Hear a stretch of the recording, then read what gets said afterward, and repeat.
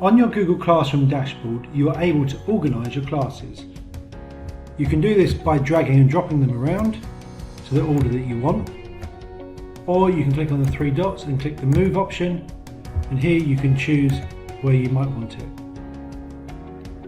If you no longer need a class, again click on the three dots and you can archive it. If you archive a class, it will no longer appear in your dashboard. If you or students want to make any changes to the class, it would need to be restored. You do this by clicking on the three lines in the top left, scroll right to the bottom, and you have Archive Classes.